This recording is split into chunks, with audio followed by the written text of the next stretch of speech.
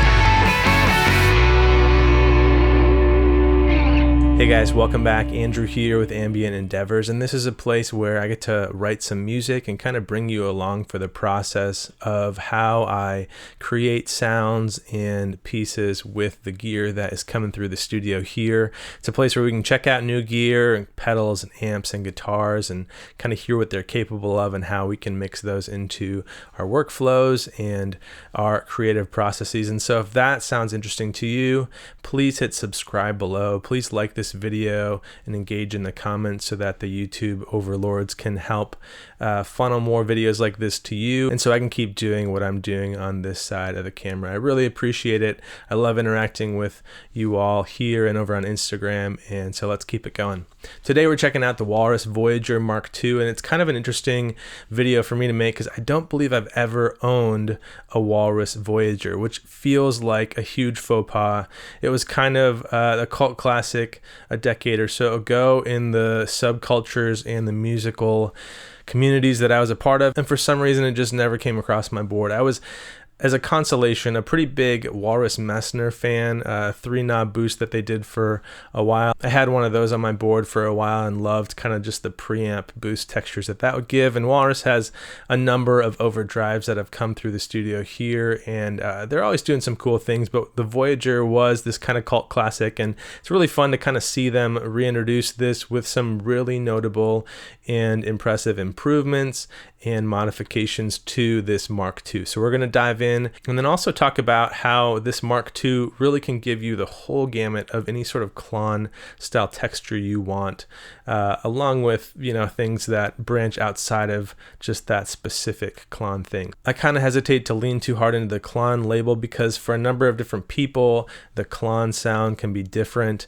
It also, I think, shortchanges this pedal and what it's capable of. And while you'll hear me reference that in the video a number of times here, I really think that it shortchanges this specific pedal because the versatility and the range of textures and tones you can get from it far exceeds really a lot of the Klon circuits that I've played. And so the Voyager MK II is a really versatile and dynamic and wide-ranging overdrive, period. So let's dive into the control set. You have at the top the 3 controls that kind of solidified the original release, a volume, tone, and a gain knob, that traditional 3-knob overdrive configuration.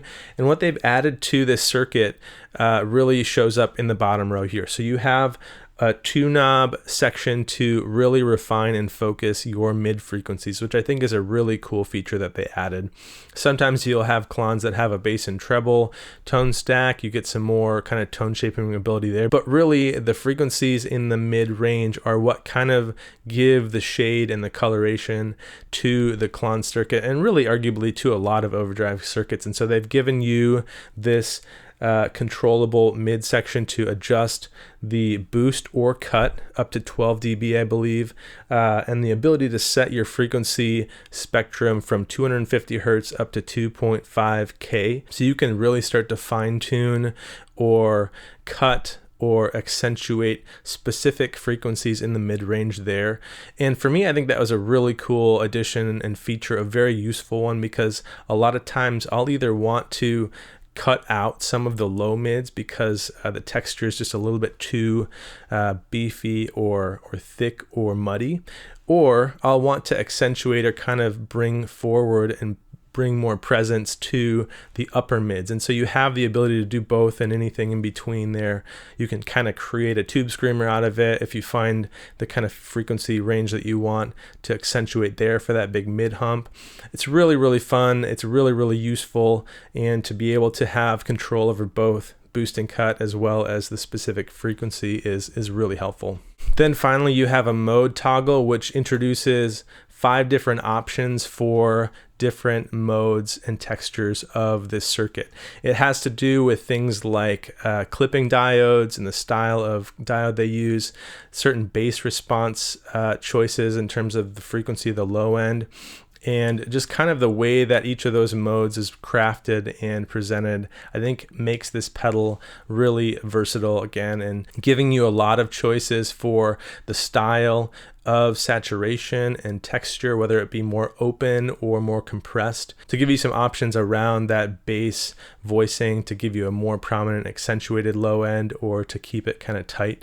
And so across the 5 modes, you really have a lot of different options for modes and textures that can work well for that lower gain preamp or boost style setting that I have historically loved using a Klon for, as well as a more all-out rich saturated overdrive thing that a lot of people love the Klon for as well. So you can again get a lot of different shades of texture, of gain with those different modes and with the kind of exhaustive control set on the rest of the pedal.